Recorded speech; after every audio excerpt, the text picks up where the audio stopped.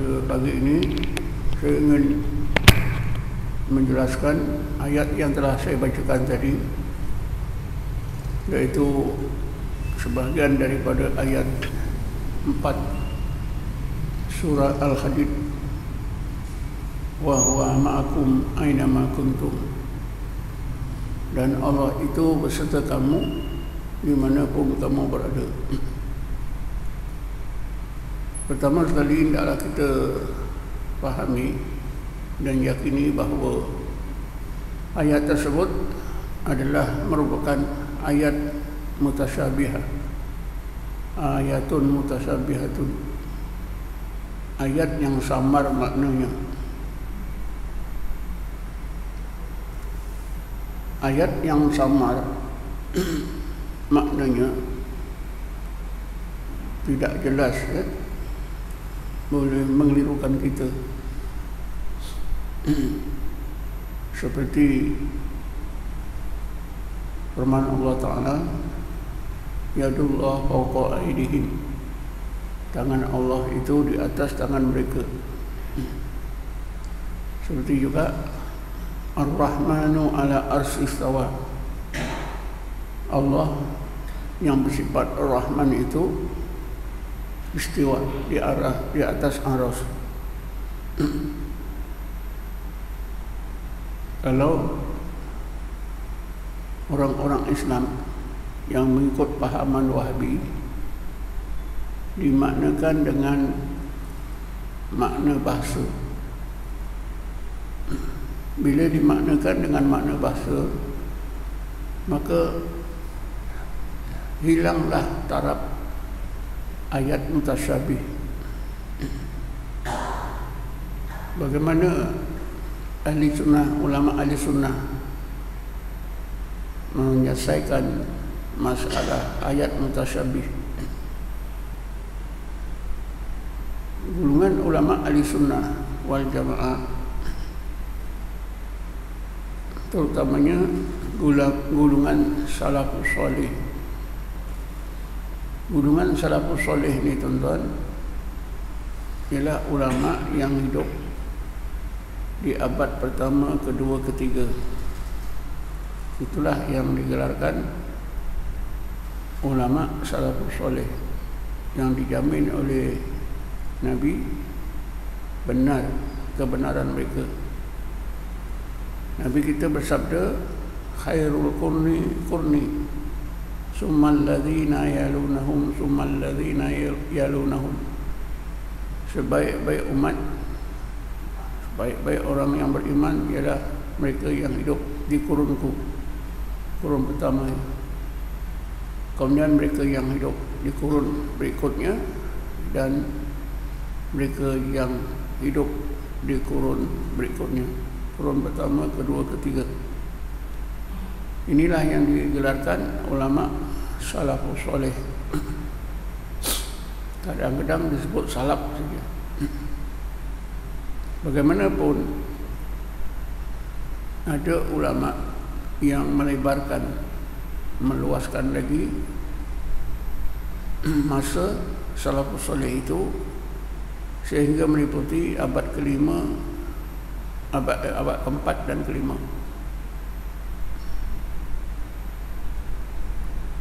Jadi bertambahlah daripada 3 kurun kepada 5 kurun. Mereka menggelarkan salafus salih di abad pertama, kedua, ketiga ini golongan mutaqaddimin.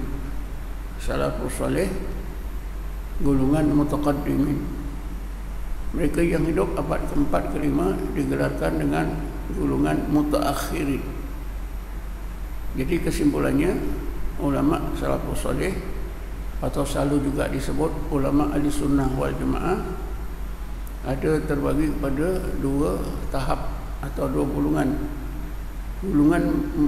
Golongan mutaqaddimin, mereka yang hidup di abad pertama, kedua, ketiga. Golongan mutaakhirin, mereka yang hidup abad yang keempat dan kelima. Jadi kalau kita gunakan tafsiran ini, pandangan ini, maka Imam Ghazali yang meninggal dunia tahun 505 Hijrah masih dianggap sebagai salafus saleh tapi golongan mutaakhirin. Tuan-tuan dan puan sekalian, ulama salafus saleh dalam menyelesaikan masalah ayat mutasyabihat ada kaedah-kaedah yang mereka gunakan.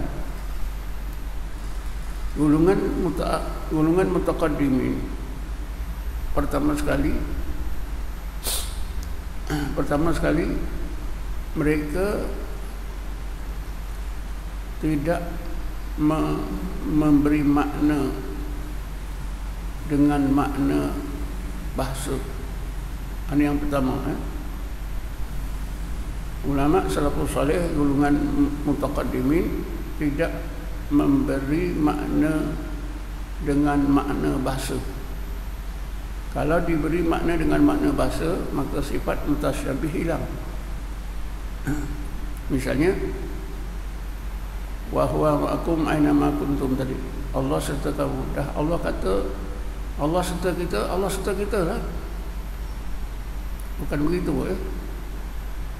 Ada dia punya ada yang lain, ada dua lagi. Yang kedua, taslim. Taslim itu artinya ayat itu memang diyakini datangnya daripada Allah, disampaikan oleh Jibril dengan betul, diterima oleh Rasulullah dengan betul, dan Rasulullah menyampaikan kepada kita betul. Itu arti taslim, diimankan. Yang ketiganya tafwid. Tafwid itu artinya maksudnya serahkan pada Allah. Allah saja yang tahu maksudnya.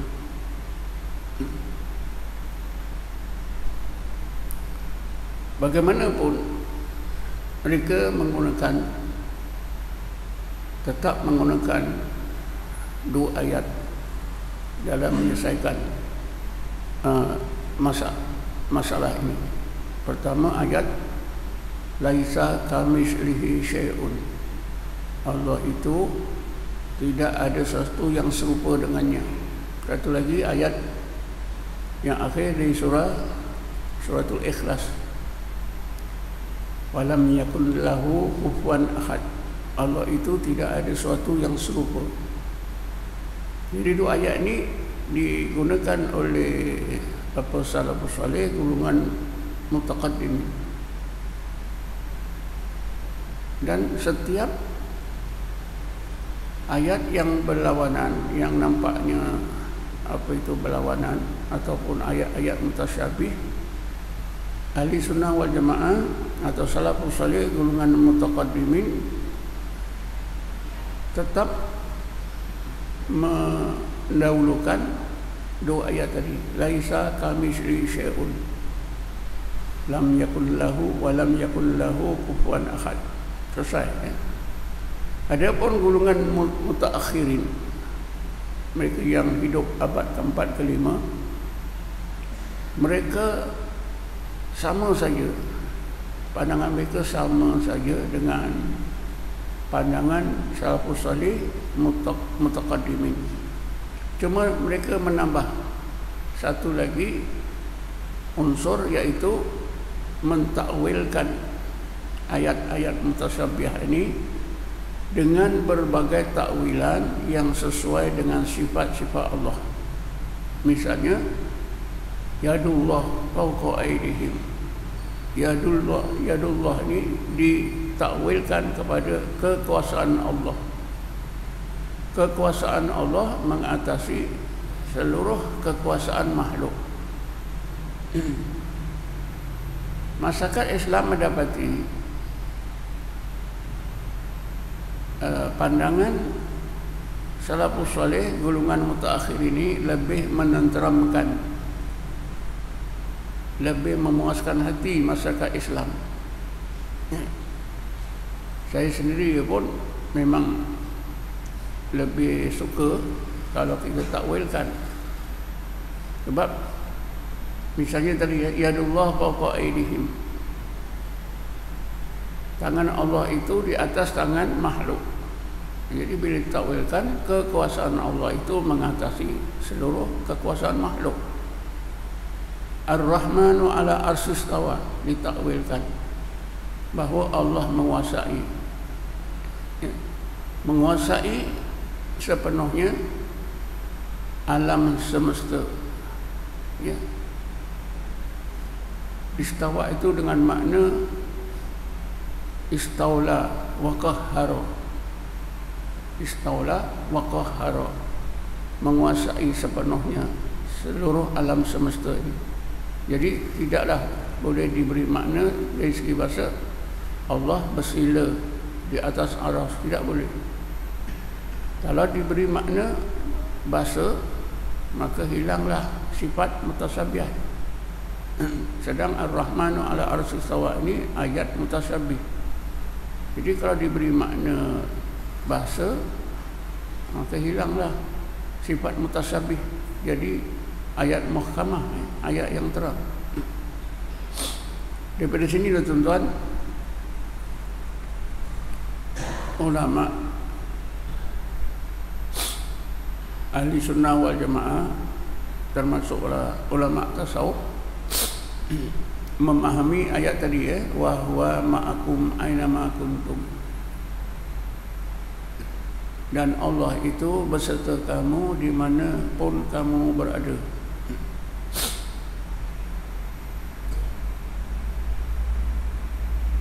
Allah beserta kita di mana pun kita berada. Mestilah kita berpegang kepada tadi dua ayat, ya, laisa kamitslihi syai'un. Sertanya Allah dengan kita ini tidak serupa dengan sertanya makhluk dengan makhluk.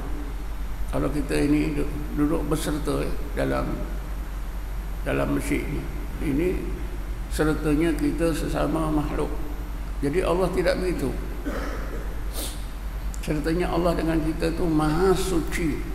Dalam keadaan maha sucinya Allah yang tidak dapat diketahui. Tetapi tuan-tuan, bila kita hubungkan dengan ilmu tauhid yang pernah kita pelajari, barulah kita faham. Misalnya, kita ambil kaedah tiga hubungan. Tuan-tuan masih ingat ke tidak, tak tahulah. Dalam ilmu tauhid biasanya ada diterangkan tiga hubungan: sebab, musabbab, dan musabbibal asbab. Ini ketika kita belajar sifat qudrat, selalunya dalam kitab-kitab tauhid seperti yang saya pelajari, Risalah Tauhid, menyebutkan begini, makan itu sebab, kenyang itu musabbab. Maka hendaklah diiktikadkan Allah yang mengenyangkan, karena Allah sebagai musabbibal asbab. Makanan sebab, kenyang musabbab, tapi qudrat dan iradah Allah itu musabbibal asbab. Jadi ada tiga hubungan. Bila kita makan, bukan hanya makanan mengenyangkan saja. Yang lebih penting sekali daripada qudrat iradah Allah. Sebab itu tidak boleh diiktikadkan makanan yang mengenyangkan. Hendaklah diiktikadkan Allah yang mengenyangkan. Tuan-tuan cuba tengok kitab tauhid, Risalah Tauhid ni.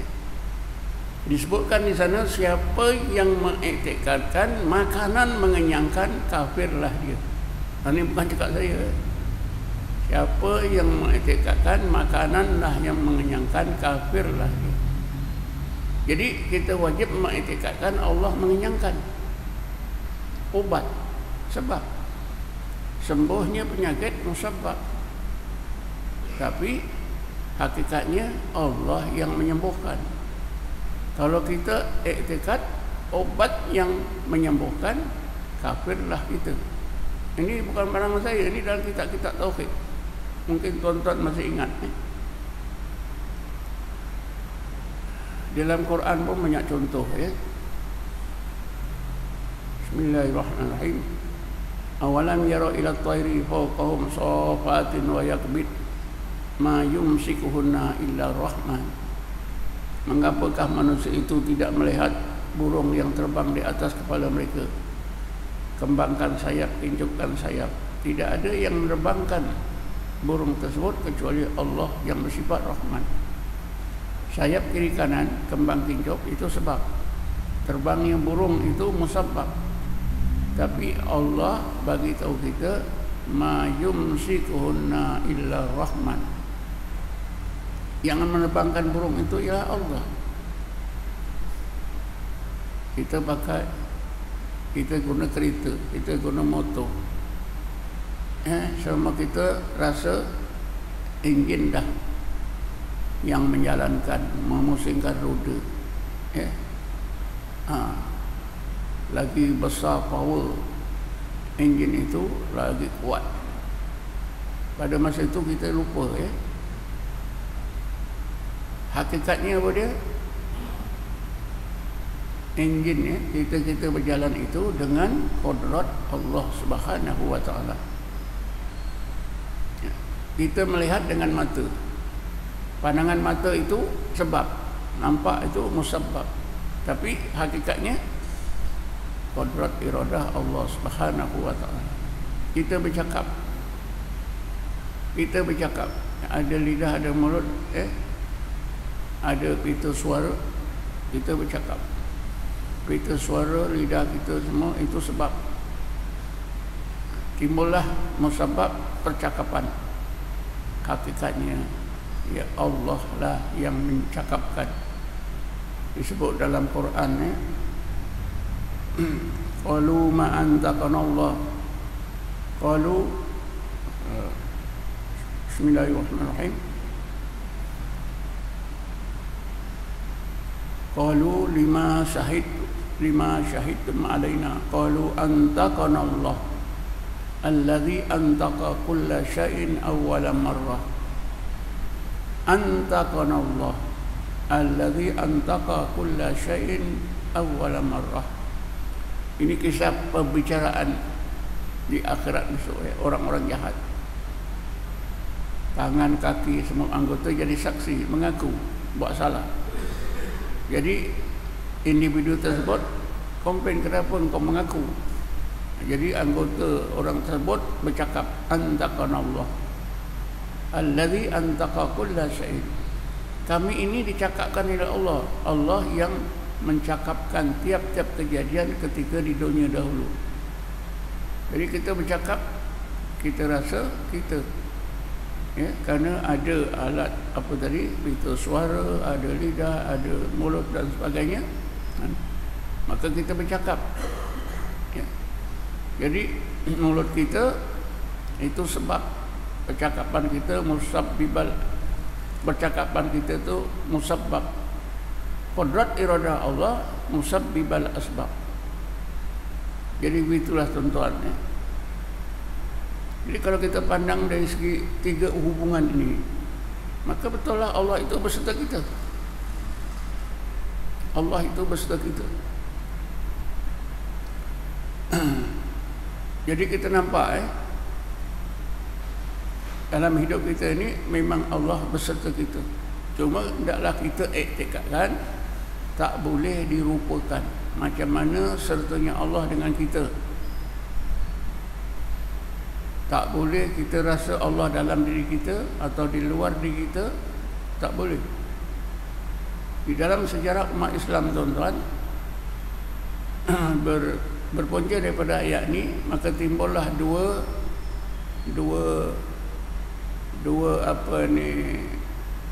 kepercayaan yang salah, yang dianggap jadi zindik, terkeluar Islam, iaitu konsep ittihadiyah, golongan ittihadiyah.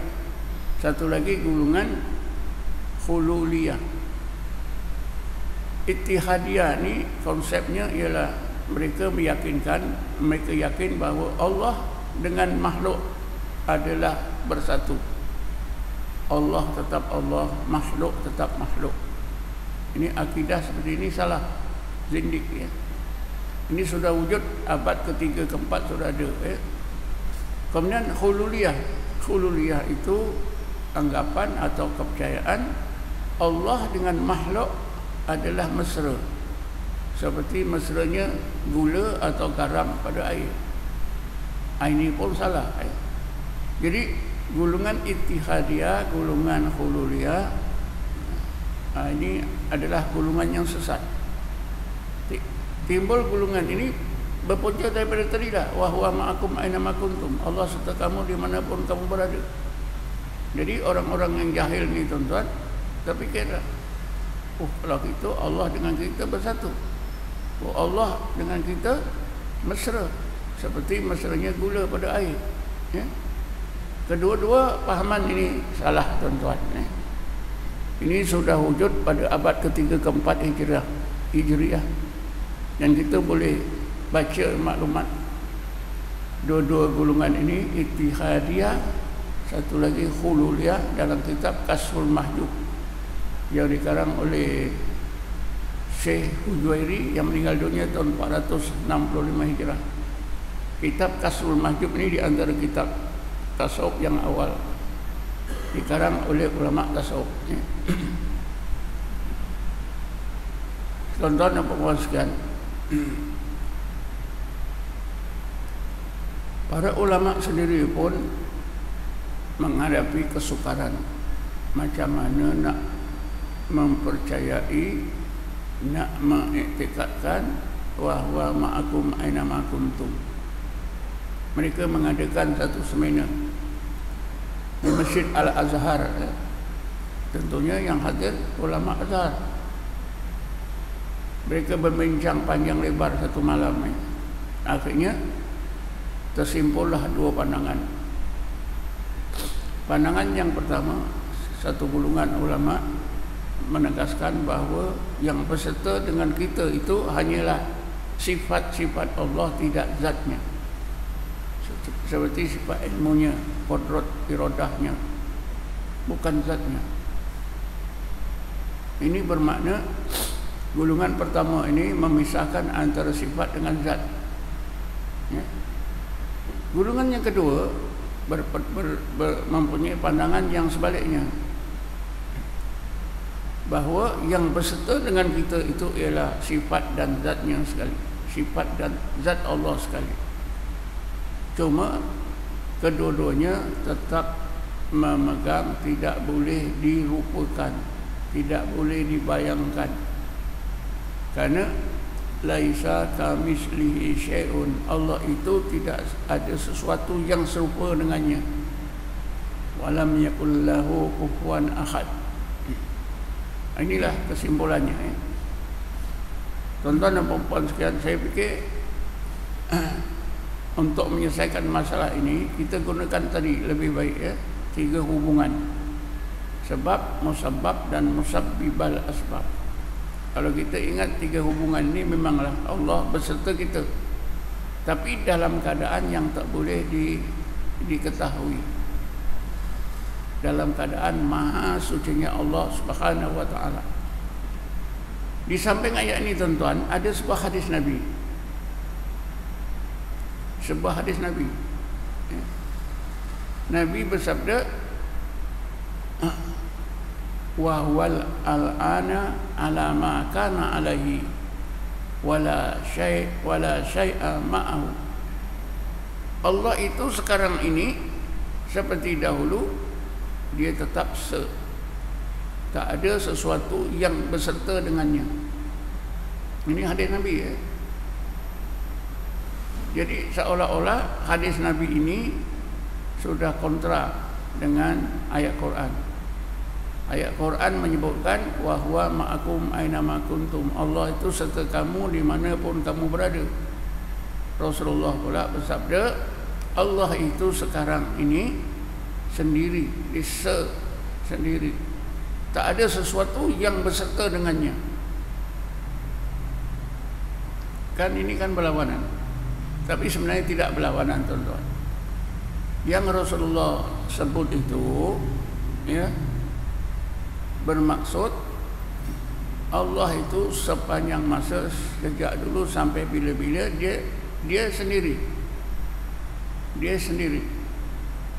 Walaupun makhluknya yang dijadikan begitu banyak, tak terbilang, tak ada suatu makhluk yang setaraf dengan zat Allah. Ini maksudnya begitu. Tapi ayat Quran tadi, wa huwa ma'akum aina ma kuntum, bermaksud ya, Allah beserta dengan kita dalam keadaan maha sucinya, yang tak boleh dirupa, tak boleh dikenal. Allah saja yang mengetahui. Timbullah juga tuan-tuan dalam sejarah akidah Islam ni, selain daripada tadi Ittihadiyah, Hululiyah, timbullah konsep wahdatul wujud yang dicetuskan oleh Ibnu Arabi. Wahdatul wujud. Wahdatul wujud ini, di pemikiran ini dicetuskan, dibuat oleh Ibnu Arabi yang hidup di abad ke-6 Hijrah. Saya lupa tarikh wafatnya. Jadi bila Ibnu Arabi menggunakan istilah wahdatul wujud, ulama yang hidup pada masa itu mereka ingat kepada dua konsep Ittihadiyah dan Hululiyah. Mereka kata, oh ni wahdatul wujud ini adalah konsep lama yang diberi nama baru.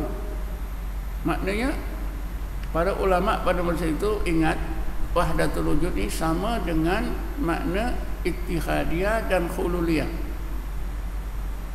Di Malaysia tuan-tuan ya, Jabatan Kuasa Akidah JAKIM yang diketuai oleh Profesor Patah Harun ya, menganggap wahdatul wujud ini seperti juga pahaman Ittihadiyah dan Hululiyah yang disebut dalam bahasa Inggrisnya pantheism. Kalau tuan-tuan beli satu buku Ajaran Sesat yang diterbitkan oleh Dewan Bahasa, dikarang oleh Profesor Abdul Patah Harun ya, tuan-tuan akan temui apa yang saya sebut tadi ya. Sebenarnya itu satu kesilapan ya. Sebab wahdatul wujud itu bukanlah pantheism, bukanlah hululiyah, bukanlah ittihadiyah.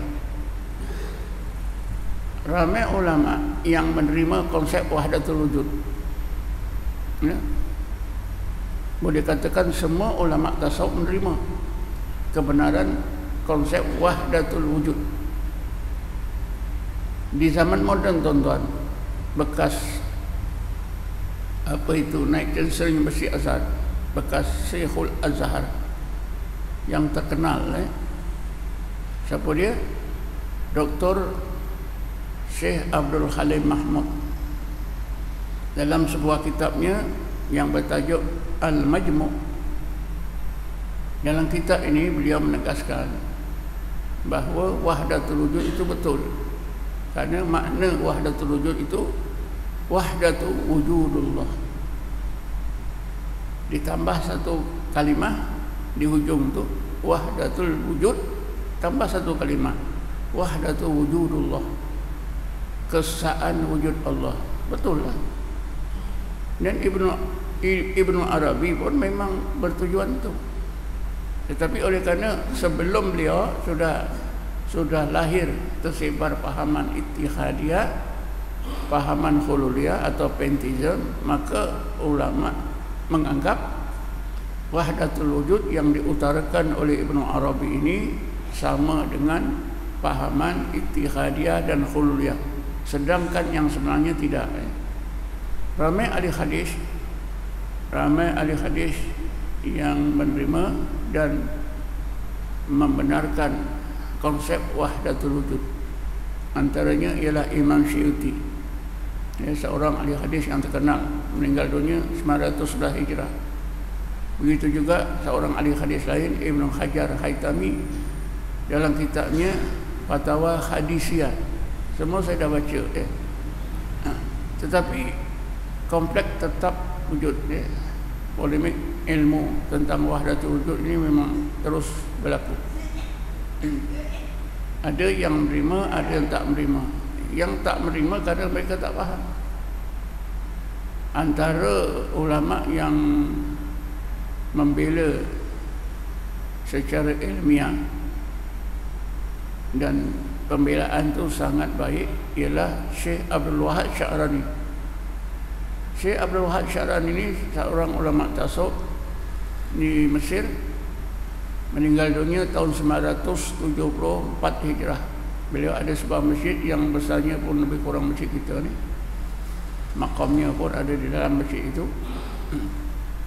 Beliau mengarang kitab Yawaqit wal Jawahir. Dalam kitab ini beliau membuat pembelaan terhadap wahdatul wujud. Antara lain beliau menegaskan, sesiapa yang menganggap wahdatul wujud itu salah, itu adalah pahaman orang itu.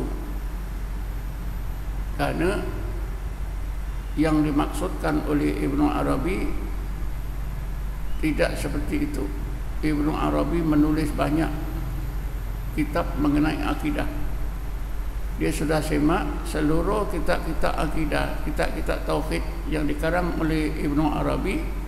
Betul-betul pahaman beliau tentang tauhid sama dengan pahaman ulama ahli sunnah wal jamaah. Adalah mustahil kalau beliau mengutarakan konsep wahdatul wujud menyalahi apa yang diyakini. Ini kesimpulan. Kesimpulan yang dibuat oleh Syekh Abdul Wahab Sya'rani. Dia membela kebenaran konsep wahdatul wujud. Jadi tuan-tuan, kita simpulkanlah ya. Wahwa ma'akum aina ma kuntum ini adalah, kalau kita faham, kita hayati, adalah merupakan satu penghayatan tauhid yang sangat penting. Satu penghayatan tauhid yang sangat penting. Satu penghayatan yang menunjukkan ketinggian iman, keyakinan yang bulat terhadap Allah Subhanahu wa taala. Apa sebab? Rasulullah dalam hidupnya sentiasa duduk di dalam hakikat wa huwa ma'akum aina ma kuntum, senang maupun susah. Cuba kita ingatkan peristiwa yang berlaku dalam gua As-Sur yang terletak di Jabal Sur ketika Rasulullah bersama Abu Bakar dikejar oleh tentera Quraisy, nak dicincang, nak dibunuh. Kedua-duanya duduk dalam gua yang kecil itu. Abu Bakar dikatakan takut. Sudahlah takut, katanya kena sengat apa kala jengking. Ya. Lagilah dia tertekan. Ya. Lalu Rasulullah menasihatkan dengan menyebutkan la tahzan innallaha ma'ana. Ya Abu Bakar, engkau jangan takut, jangan bimbang, jangan menggelabah. Sesungguhnya Allah serta kita.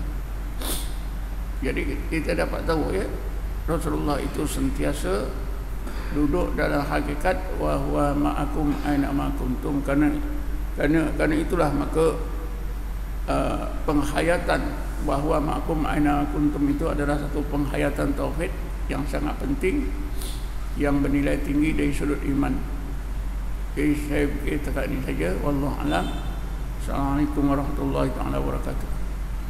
A'udzubillahi minasyaitonir rajim. Bismillahirrahmanirrahim. Wassalatu wassalamu ala asyrafil anbiya'i wal mursalin sayyidina Muhammadin wa ala alihi washabihi ajma'in. Allahumma ighfir lana warhamna, Allahumma ighfir lana warhamna, Allahumma ighfir lana warhamna.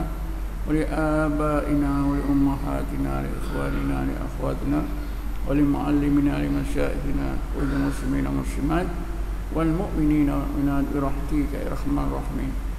ربنا آتنا في الدنيا حسنة وفي الآخرة حسنة وقنا عذاب النار. ربنا آتنا من لدنك رحمة وهيئ من أمرنا رشدا. وصلى الله على سيدنا محمد النبي الأمي وعلى آله وصحبه وسلم. والحمد لله رب العالمين. تقبل الله منكم.